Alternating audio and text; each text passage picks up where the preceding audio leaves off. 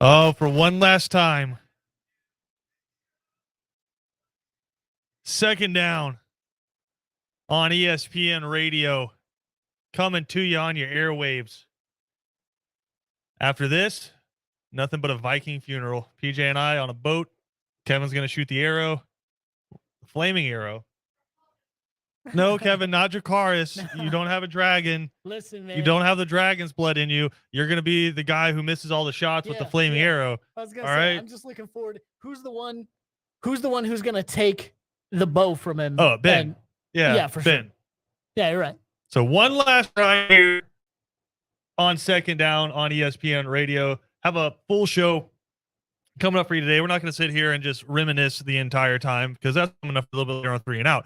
No, we have sports to get to here on Second Down. So we have a full slate of guests. We're going to be joined by Brooks Austin of Dog Daily on SI.com, guy who has been with us since the beginning. Looking forward to having him on to talk some Georgia football. Also, a special guest coming up in the next segment. I think we're going to wait. I think we'll use that one as a surprise.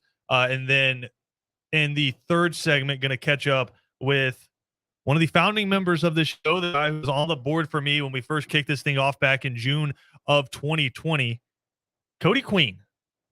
Going to hop on here at 2:35. That might be a little bit of reminiscing, but also going to join us for our picks. Because, again, this is the last edition of Second Down. Usually we do that on a Friday, but, hey, it's a Wednesday. We'll get some picks in because we got Thursday football tomorrow, so it makes sense. And then in the final segment, make sure you stick around because we will be revealing who Kevin Thomas's favorite team is. And in beautiful radio fashion, we're struggling to find Brooks Austin, and we're going to cook him for it. Wait a minute. Is this potentially the final yak? Or, I mean, that wasn't even on the show, so I guess I can't really say that. My bad. No, that's a thing now. Yak, there he is. There he is. We're efforting. We listen, Brooks. We thought for a second there. Oh, we'll have the doors going on in the background. Oh, we thought for a second there. We were like, you know what? The most beautiful way to end a radio show would be for one of the guests to just, So we're glad that we got you on, brother. I think you're probably one of our longest running guests. I think the guy who's coming up next might have you on that, but our longest recurring guest. And when I say that, it might sound really nice to the people out there listening, like, oh, that's cool. They're friends. They do that. No, I abuse Brooks. I'm like, hey, I don't feel like working hard today. Can you come on and fill 15 to 20 minutes of time on my show today? That was our relationship. So I appreciate you letting me use you for the past couple of years. Yeah, I'm the gas bag. Your favorite gas bag calls to gas bag is what I was just told. So yeah, thanks, Christian. It gets very gassy when you join the show. But no, man, I'm great to be here. Sad occurrence, sad day, but glad you called upon me as you have for your Second Down ran for what, a year and a half. Is basically like COVID to now. Yeah, June of 2020 was our first show. So we kind of perfect time to start. Why not? 2 months into a dead of a span of, is sports ever going to return? Let's start Second Down with Christian Gokel. Oh yeah, that was kind of half the thing. Was they were like, yo, there's not a whole lot of profits coming in right now from anywhere.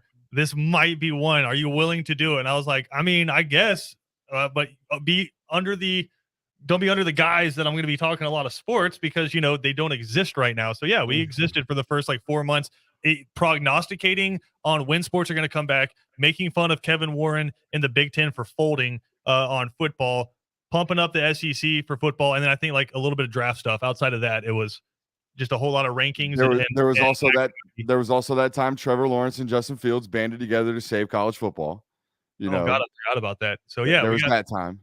We came along at a great time for sports radio during the middle of a pandemic when everybody realized everything's going digital. So that was outstanding. But that being said, Brooks, I told the people we're not going to sit on here and make this a eulogy. We're not going to reminisce and just take people back because you know what? Everybody's fired up right now because their favorite team is playing either tomorrow, Friday, Saturday, or if you're one of those weird Florida State LSU fans, on Sunday. So everybody's amped up right now doing the toe taps at work, knees shaking, getting absolutely nothing done at the office because they're just so focused on this upcoming weekend. And I don't blame them whatsoever. So your purview, obviously, the Georgia Bulldogs there on Dogs Daily.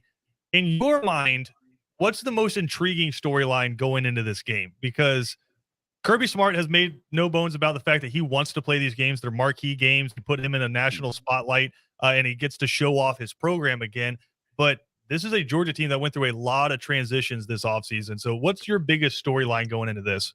So, you know me, I break it down more of like more interesting to see like a football perspective, what's going to happen. Like for me, not necessarily a storyline, more like a schematic emphasis that I'm watching. I'm paying attention to how in the heck are they going to use all these tight ends from Georgia? And on the other end, all I'm watching is 10-1. I think Justin Flo and Noah Sewell are Sunday guys, first-round draft picks, like going to play a long time at the linebacker position. And they're probably the best tandem of linebackers talent-wise in college football this year. So I'm watching them guys on defense, and I'm watching what Georgia is doing schematically with their tight ends, okay? And also trying to figure out, hey, like, who are the faces going to be in the receiver room outside of A.D. Mitchell and Ladd McConkey? Defensively, like, you're going to get a tough test from Oregon, I think, offensively, like what they're going to do offensively speaking. Sorry, that was a lot. They're going to be a lot of like gap scheme and counter scheme, which means for a young defensive crew that hasn't played together and hasn't really started at all, you don't have a single career start at inside linebacker. Zion Log, no career starts. Jalen Carter, no career starts, despite how great he is. Okay, you're really young and inexperienced, and you're about to go face an offense that you don't really know how to prepare for, except for we think they're going to run counter a lot. We know they're going to run the quarterback a good bit, and they're probably going to have to throw the football. So, like, you're kind of game planning for a ghost. So in terms of, like, what am I watching Saturday from Georgia's defense? What's your first, kind of adjustment going to be midway through the second quarter when you actually identify what in the heck you're seeing from Oregon? All right, see if you can kind of follow me down this train of thought. I'm not trying to say that it's just like elite kind of bookworm, amazingly smart train of thought. I think it's more of I have a scatterbrain kind of train of thought. All right, so for Georgia and for Georgia fans, right, you are coming off of the dream season, right? You got to, like Reese Davis said, demons be gone. You beat Alabama, you won the national championship, and then it continued on. You have 15 players drafted in the NFL draft. You had to pump out your chest when you wore your Georgia polo, right? A dream season. Now I'm hearing what's next. I've seen rankings which are unbelievable to me, but it's like Kirby Smart's the best head coach in college football. Georgia is going to be the best program in college football going forward. I think Georgia's getting a little ahead of itself where you can't focus on being Alabama right now. I think the next goal for Georgia needs to be, can you be Clemson? Can you be Dabo Swinney and Clemson to where you are keeping your fans engaged? And in this sense, not with weird pizza parties and slides in the locker room, Brooks. I can see your face. I was about to say, let the audience know that I made the face where, like, you just smelled rotten food up underneath your nose. I'm not saying like act like Dabo or, again, anything to do with that program. I'm saying Clemson fans, since in terms of repetitive success against the mothership that is Alabama. But at the end of the season, every year, they are playing for something relevant, which 99% of college football teams are not. At the end of the year, Clemson is playing for something relevant almost every year. Like last year was 10-3, and it was a quote unquote down year for Clemson, right? I think for Georgia, before you start talking about being Alabama, you got to start talking about, can we every single year be playing for something? And I think last year you got the national championship, and the few years prior to that, 2020 was weird, but you were in the SEC championship, right? Keep your fans engaged for the entire season. I think the storyline going in for me is you just lost a huge haul. Can you keep your fans engaged for the entire 12-game regular season because you're playing something in the postseason? So Clemson's got that thing going for them where they're in the ACC and they kind of just get to walk into the playoffs. So that certainly helps. I would go ahead and go out on a limb and say that Kirby Smart has basically gotten Georgia already to the place where Clemson was in this sense. Those games, December 7th against LSU, that is a college football playoff appearance for Clemson. What is the difference?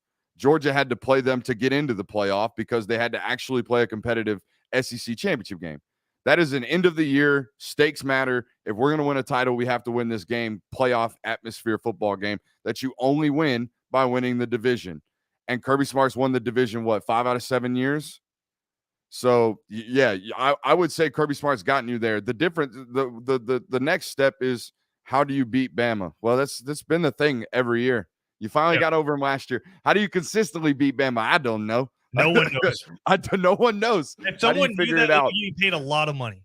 Here's the great news. You've put such a disparity between you and Team 2 in the East that you're going to have a chance to play for a college football playoff this year, bar none, if you just handle your business. You can get thumped by 17 points in the SEC championship game against Alabama this year. As long as you got there 12-0, it don't matter. You're going to the college football playoff.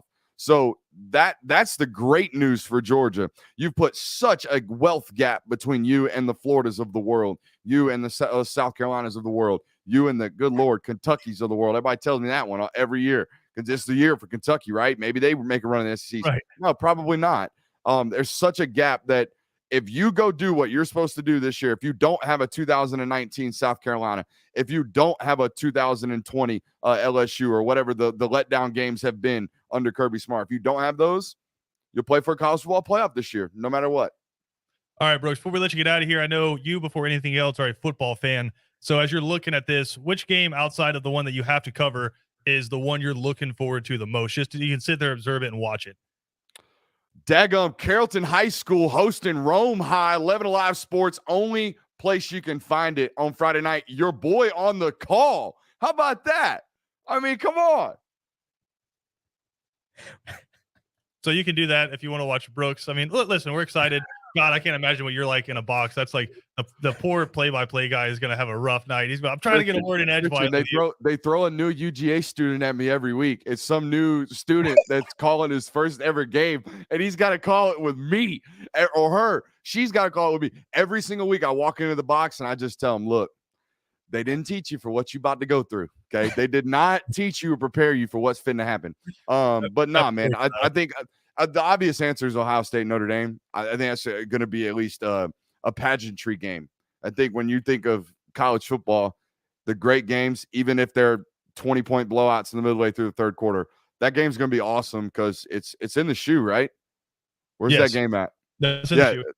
Because Ohio State dang sure ain't going and playing road big games. Oklahoma shouts out. But yeah, it's in the shoe. It's going to be nostalgic. It's going to be fun. So that's one that I won't be watching because I'll probably be doing post-game stuff inside the Mercedes-Benz Stadium. I was really looking for a Arkansas Cincinnati out of you. I'm a little disappointed here, but I think Jack State's got a grinder this week. I'm not. I think they got a tough one. Brooks Austin, Dogs Daily on SI.com. Man, it's been fun. Hopefully we can kind of tie back together with some of the stuff we got going on in the future, man. But as far as second down goes, as this comes to it's finish line here, man. I'm really happy you were a part of it. Hey, shouts out to the whole ESPN Coastal crew. First radio station to give me a shot. I did y'all's interview sitting outside of a Georgia Department of Transportation, what they call a TIR meeting, okay? A traffic interruption report when I was working my day job 3 or 4 years ago. I was nervous as all get out, and now we come on here and I chop it up with you guys as if we're friends, and I think that's what we are. So, Christian, as if we're friends, he says. There we go. A beautiful way to end it. Brooks, look, just putting us in our place. You're like, listen, he's like, I got enough friends. I don't need any friends. Hey, I still have a show. If you want to come on, you can. Wow. All right. Wow. Brooks Austin, dogsdaily.com. I really don't think anybody does it better in terms of providing information that the Georgia fans want to consume. Brooks, I appreciate it, brother. We'll talk to you. All love. See you, boys.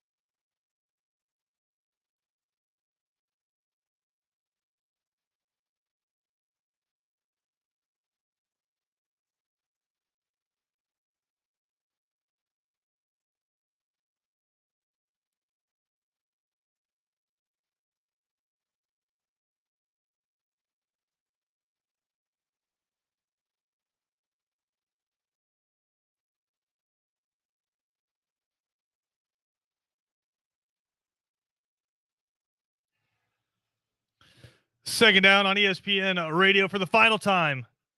Presented to you by the Uniform Source. Really appreciate Brooks Austin hopping on with us there in the last segment. And listen, we're excited because college football is back. But there was a time, as we were talking about with Brooks, that we didn't have college football, and we didn't have NFL football, and we didn't have baseball, and we didn't have any sports to talk about whatsoever. And our next guest was a big part of getting us through that time and talking about anything but sports. The former head football coach of the Savannah State Tigers and currently linebackers coach up there in Blacksburg at Virginia Tech, our good friend Sean Quinn, kind enough, as he always has been, to take some time with us. Man, number one, it's good to see your face on the computer screen again, because this used to be the highlight of my week. I hope you're doing well, man.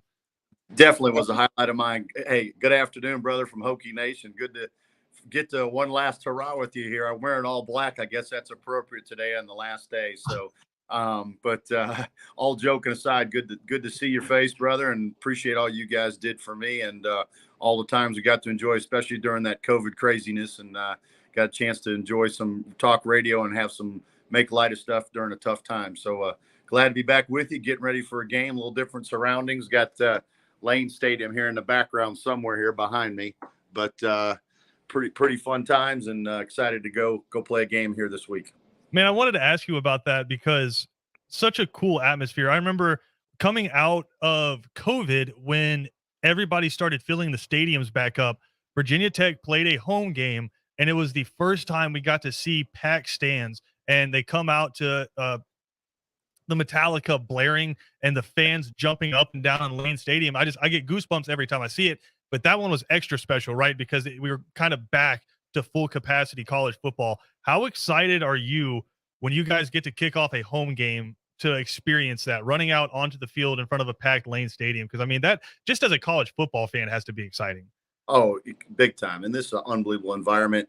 Enter Sandman cranks it up, and it brings in the spring game, we had about 45,000. They played it, and the hair was standing on the back of my neck, and I didn't even have any hair on the neck. That'll tell you how exciting it was. So it's just a neat atmosphere here, man. And these folks get after it. So we're looking forward to it. Home or away, they show up in force. So, college football is a great thing, great energy. We've talked about it ad nauseum on these shows with you guys, but how much energy and just, brings out the youth and everybody.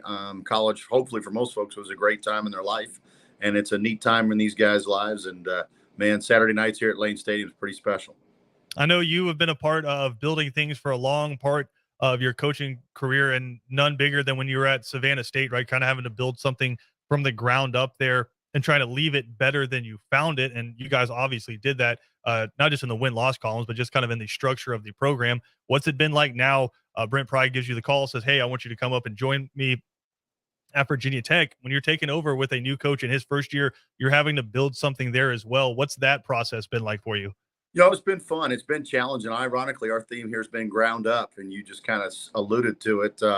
It's been challenging, but, with the great thing here that, at the Division II level and some of the lower levels, you battle, the resource commitment, all that. Here, there's full commitment on every level. They understand how important football is and what it means to the university, the alumni, and it's been fun, man. It's challenging. Like we've got to do a great job recruiting, and, Christian, coming in here, the cupboard wasn't completely full. They're, totally new type of defense, trying to get more athleticism and speed in here. And they've had such a great tradition with such a high bar, and for whatever reason it slipped. And so it's been a challenge, but it's been fun, man. And just kind of here, there, everywhere. We're recruiting this area really hard. And actually I've got the Savannah area, and we're on some guys there. So that's exciting. And, but just trying to win back the state, not only from a recruiting standpoint, but just the fans. And it's been a challenge, man. But Brent's awesome. We work together at Georgia Southern, and he understands, a lot of stuff that we do. We did under Coach Monken, and just talking about the toughness, the grittiness, running the football, playing great defense. And obviously,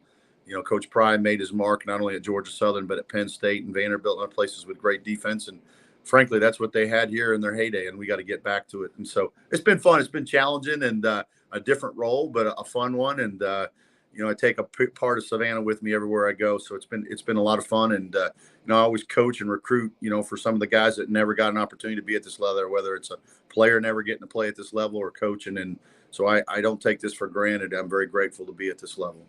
Now, you're a guy from Chicago, that moved to Savannah, right? So two pretty elite food towns, right? Chicago, we know about actually kind of making a comeback, right? The beef sandwiches are kind of making a comeback now from that show on Hulu, The Bear, right? And then Yep. of course Savannah with the just awesome coastal cuisine that's around the coastal Georgia area that I know you enjoyed. So now, Oh, yeah, now you're up in West Virginia. What's the cuisine like up there? Like, what's the signature dish up there in well, Blacksburg? we're in Virginia, so don't mess the state Oh, up. But shoot. I don't know. Sorry, you Virginia know, Tech. I don't know. West Virginia, I'm but thinking no, of the backyard brawl tomorrow. I'm excited about that. So I'm just all college football out. Virginia we Tech, got, excuse me. yeah, we got West Virginia here in a couple of weeks, but you know, the food here is really good. I miss the seafood, but I've actually got a little blog here. I call it Breaking Bread Hokie Style, and they have me preview places around the area. And there's some good. We've got a coach on our staff named Cheetah, and so they've got Cheetah wings here locally, which are quite good. But you know, just learning some new places. Had some really good barbecue, really good steaks, but you know, missing that seafood and some of the coastal cuisine. But Roanoke and Blacksburg area's got a lot of good food, so I'm trying to shed it. Getting Yeah. on the bike every morning, but tough job. So somebody's got to preview the food here. If anybody can do it, I believe I can do it.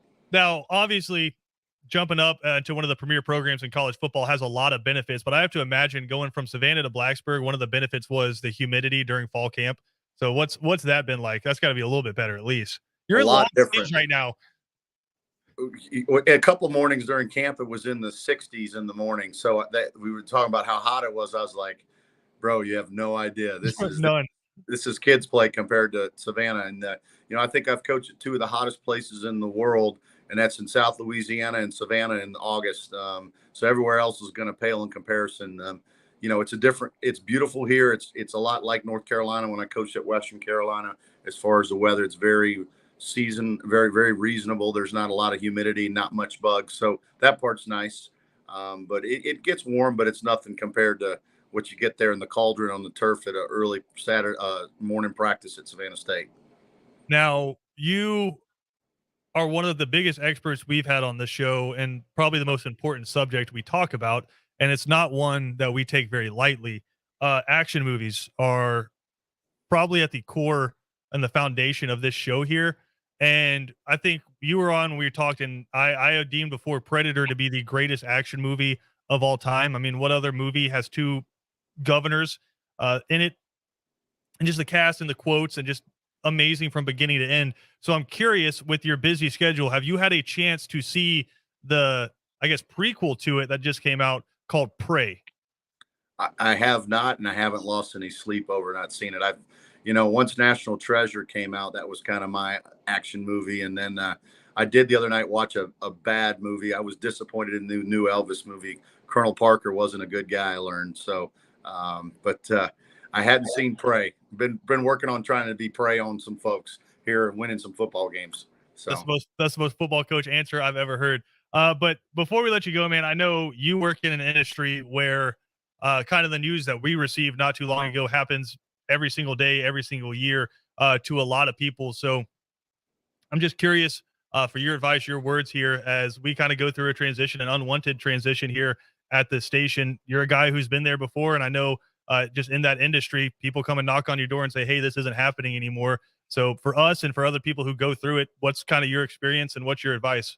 Well, you know, it's a tough deal. I mean, you guys have done a tremendous job. I was sad to hear that because really for me, it was for a lot of years living in that area, great station to listen to, enjoyed the interaction, and sad to see it go. I guess my biggest advice I've always tried to say, do leave it better than you found it. And you can honestly say that. You guys have really made the programs there really elite. And then walk out with your head held high and, you know, enjoy and remember the good things. I mean, life's going to have twists and turns. Something good will come out of this. And next thing you know, I'll be watching ESPN2 and you'll be doing a game somewhere in the MAC or something. So it's going to work out. I promise you, all you guys have been elite and will be good at what you do. And it'll just recreate itself in another deal. And, you know, I've just learned as you get older, you got to roll with the punches, take the good with it, and remember the good stuff. And, you know, every situation leads to something else good. And I'm guaranteeing a year you'll be in a good spot. Obviously, maybe doesn't make a whole lot of sense right now, but hopefully later on, good Lord always has a plan. He'll put you in a good situation. And like I said, you'll probably be on one of the major networks doing college football here soon, and I'll be watching you.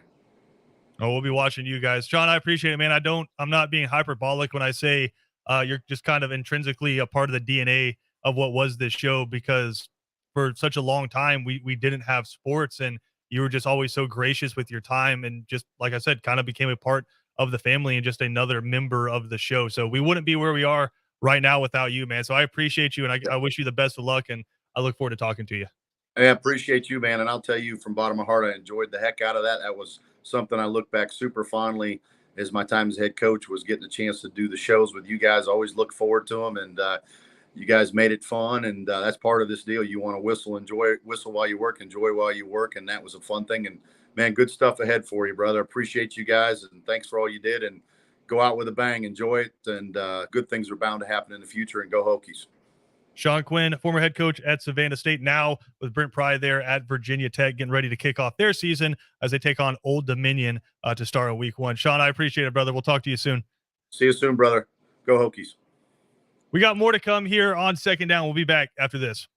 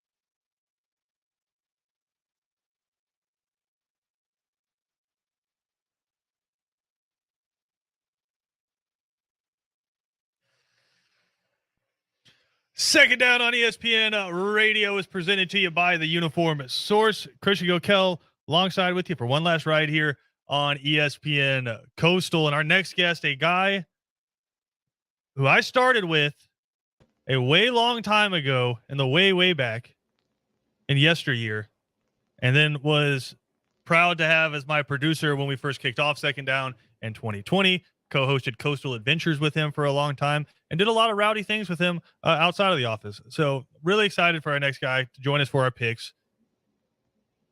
Mr. Cody James Queen, kind enough to take time out of his busy retired schedule. Cody, what did I interrupt? Did I interrupt shuffleboard? Did I interrupt bingo? What did I interrupt? Actually, you interrupted nap time. Nap time. It was nap time for Cody Queen. Napping. It was about time to get up and go grab the kids from school. So I was taking a mean nap, actually. It was kind of like one of those that like you get lost in the time and I wake up and I'm like dehydrated and I'm like, oh, what happened? Oh, I've been sleeping for 4 hours. Like, oh my God. Oh, PJ. Oh, hey. Yeah, PJ's here too, dropping in out of nowhere. All right, so we brought Cody on because, listen, we're going to end this thing like we ended most weeks of the show during football season. We're going to go through and get our picks real quick. Tomorrow, a bunch of big games. Excited to kick off this college football season. I don't know if Cody could name 3 college football players right now, but listen, we're going to do this, and typically what happens is we are the ones who are the quote-unquote experts. Cody watches -5 college football games a year, and he's going to end up beating us in the picks. So one more time, we're going to roll through and do that. Really excited for tomorrow, 7 o'clock on ESPN. We get to renew one of my favorite rivalries, the backyard brawl between West Virginia and Pitt. This is a rematch of, or not even a rematch, this is a matchup of a couple of former USC quarterbacks going head-to-head here, and you're going to hear that like repeatedly for the next 24 hours, so just get ready for it. JT Daniels at West Virginia and Kadon Slovis at Pitt going head-to-head. Right now, Pitt is a 7.5-point favorite at home. Cody, who you got? I got Pitt because they're ranked higher. Nailed it. There you go. Cody going with the team that's ranked higher. That's the elite analysis you can only get from Cody James Queen. PJ, who you got? That makes complete sense to me. And I'm right there with you. I'm right there with you, Cody, in that sense. But I will go with West Virginia. I'm going to go to with cover West the Virginia. 7.5. Yep, because I think I believe a lot more in JT Daniels and just his ability and whatnot. I think he's going to have a really solid year. And I think they're going to start off with him out-dueling his former USC quarterback, teammate there, and win that one out, win the backyard brawl. If you had to say who's the better of the two quarterbacks, and that's probably a push. I think Kadon Slovis is probably the better pro prospect, but we've seen JT Daniels be really good before. JT Daniels might be really good. West Virginia is really bad. And I think the only reason they're getting 7.5 or giving 7.5 points in this game and not more is A, it's the first game of the season, and B, it's a rivalry game. So you always have a little bit closer point spread in games like that. I think Pitt's going to beat the hell out of West Virginia. Whoa. Yeah, it's not. Pitt's a more physical football team. They played in they won their conference last year. It's upset city. And yeah, you lose Jordan Addison and you lose Kenny Pickett, but I think line of scrimmage, I think Pitt handles West Virginia. Give me the Panthers in that one. All right, let's move on to Saturday. We'll start in the noon. You know what? We're going to start in the 3:30 time slot. Let's go Cincinnati, Arkansas. Number 23, Cincinnati, heading down to take on Arkansas, a team that was excellent last year under Sam Pittman. KJ Jefferson's back. A lot of their defenders are back. Cincinnati lost a lot of NFL talent. Right now, Arkansas is a 6.5-point favorite at home. Cody. Did you fall asleep again? I like what Cincy has been doing, obviously also Arkansas. But Cincy did lose a butt ton. I don't even know really the quarterback's name for Cincy was like Prater or something like that. I don't even know. I saw it on the TV the other day. So I know they lost a butt ton of talent. Obviously, Ritter went to the Falcons. I think it looks pretty good there. But I like to get Arkansas. Arkansas is building a little bit of a little bit of a beast out there with the SEC West and everything else going on out there. So I think Arkansas, the way who they're having to play, and is pretty good. So I'm going to do Arkansas. I'm going to get them to cover the spread over on the 6.5.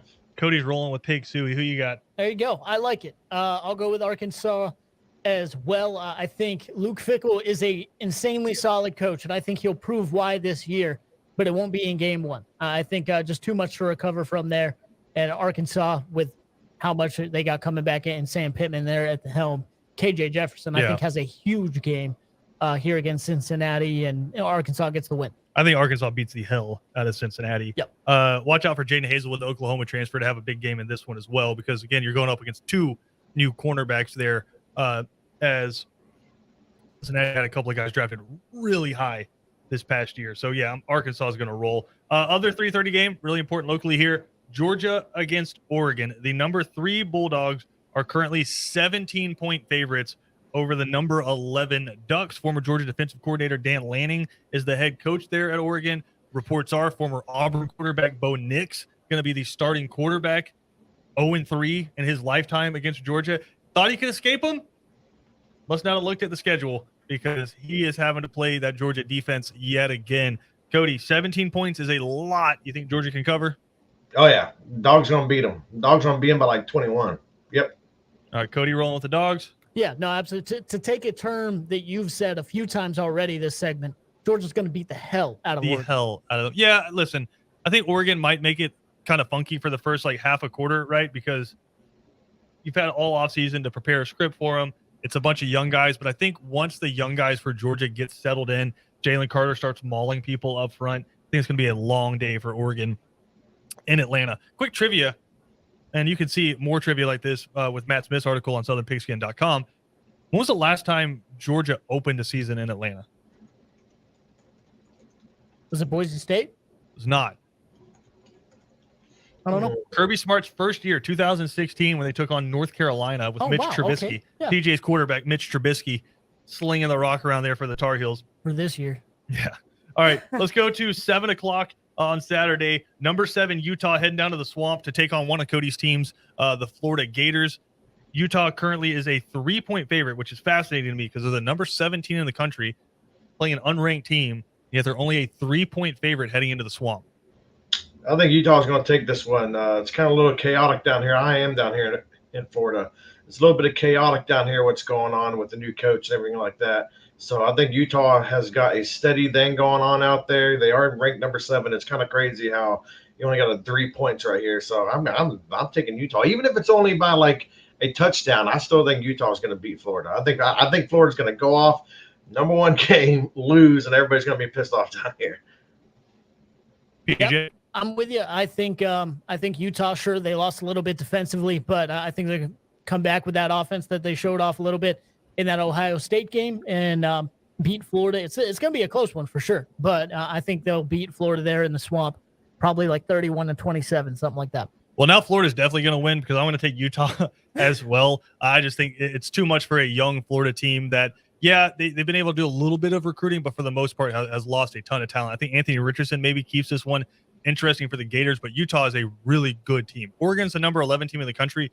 Utah beat them by, I think, a combined 50 points within like a 3-week stretch last year. So Utah is a really solid football program, and they got lucky, I think, a little bit that they moved this to a night game, whereas if it's Utah coming down to take on Florida in the Swamp at noon, that might have been a different story. The Utes might have melted, but they do get that one as a night game. All right, finally here, Notre Dame, number 5 team in the country, new coach there, Marcus Freeman, comes in to take over for Brian Kelly, and this is not a team lacking for talent, right? Taking on the number 2 ranked Ohio State Buckeyes. Ohio State is a 17-point favorite in this football game. I'm going to go with Notre Dame. I do think Ohio State's going to win by like 2 touchdowns, but I don't think they're going to get 17 points completely over them. But I think, dude, 2 touchdowns, I think they'll get them, but I don't think they're going to blow them out by 17 points. They're going to blow them out anyways, but not by 17. All right. PJ, I know this one is near and dear to your heart, too, your favorite schools. Yeah, for sure. Yeah, just I love both of them. Who you got? I'll be painting my face one side red, one side blue or green or whatever it is for Notre Dame. Gold, No, and then I you could will be a not. Florida State fan too. I absolutely will not. And I Yikes. used the wrong colors there on purpose. Get the All right. scarlet out of All here. right. Although I will say Ohio State's going to roll in this one. I think it's going to be close for a little bit. I think they pull away in the second half. They show some of those signs that we talked about earlier in the week, Christian, that maybe not up to snuff in the interior and whatnot. But I think they ultimately come out with the win and win going away there in the fourth quarter. All right. I think Ohio State wins the football game. I think 17 points a lot, especially week one. Remember, back to last year, Ohio State struggled a lot against teams like Notre Dame that can be physical at the line of scrimmage. It's just not Ohio State's forte. If Notre Dame can hold up with 3-4 guys at the line of scrimmage defensively and have 7 in coverage, I think it can make things miserable a little bit, at least in the first half for Stroud. So I think probably win the game by 14, a couple touchdowns there, which still, 35-21 win over Notre Dame is a good way to start the season, right?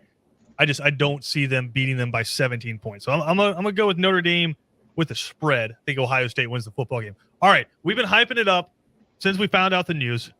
Kevin Thomas has had the ball in his court now for like a week, and he hasn't decided to take advantage of it. So when we come back for the final segment of Second Down, we will reveal who Kevin Thomas's favorite football team is here on the show. It's been the most deep, dark, closely guarded secret in the history of this company.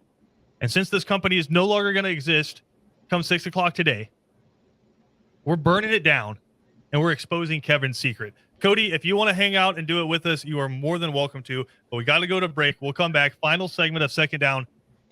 Oh, PJ's got something. Really insanely quick. I'm sorry. Go. In typical I was radio, singing there. I know. That was beautiful. In typical radio fashion, there's kind of a radio emergency right now for me. Okay. I have to leave. So this is my last segment with you guys. Boo this man! I know it's terrible, but I was basically told, hey, you have to leave so that 3 and Out can stay full staffed for their full show, which I understand. But I gotta leave. Thank you guys for everything. Love both of you, and I will tell you guys how much you mean to me off the show. But as for now, love you guys, and thank you so much for having me on, Christian. It's been a hell of a time and an honor. And everyone listening, they're not lying when they say we do it for y'all, and we appreciate all the kind words that you guys have said to us over the past few weeks. We appreciate y'all a lot. Thank you so much. I can't wait to listen to the last segment. And PJ and I are not done with you guys. We'll have more on that coming soon. But we got to go to break because we have to come back and roast Kevin next. This is Second Down on ESPN Radio, coming back for the final segment ever of Second Down.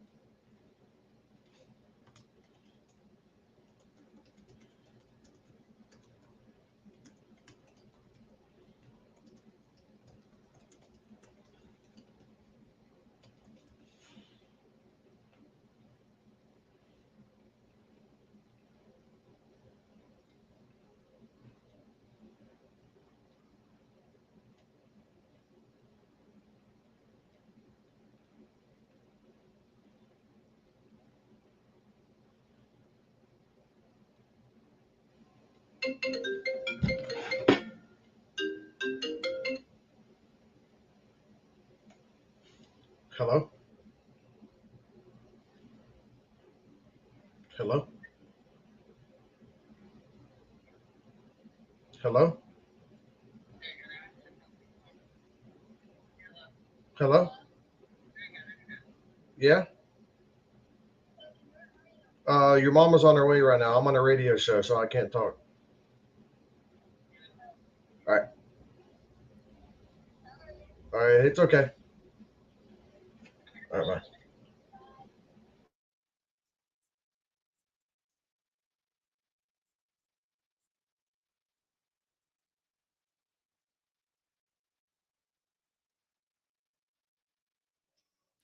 And the most just serendipitous turn of events we could have had, PJ Zuko has to leave.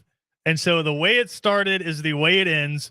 Myself and Cody Queen on the air, taking you here into the depths. I told him earlier, Cody, this is our Viking funeral. We had someone, we are laying down on a boat that's got just a lot of sticks on it, a lot of logs, and someone shoot a firing arrow, and we are currently burning, and our ship is about to sink.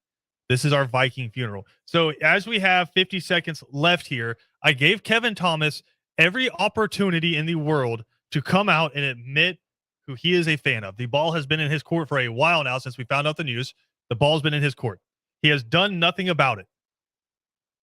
So I'm going to bring on whistleblower Cody now to inform the world who Kevin Thomas, who's been in your ear for over a decade, and so you can finally see where all of his slants and opinions are coming from, pulls for on Saturday. Cody, you want to reveal it for us here? Louisiana Polytech. I'm just playing. It's Valdosta State, man. This guy. No, Tylertown. Cody, it's not. It's Georgia Tech. Oh, Kevin's yeah, that's right. He was about fan. Valdosta State. He's a Georgia Tech fan. I'd be embarrassed, too. He even tried to hide it from me. He went to Valdosta State, but damn it, he claims Georgia Tech. Kevin's ain't nothing but a nasty yellow jacket. Kevin Thomas, Georgia Tech fan.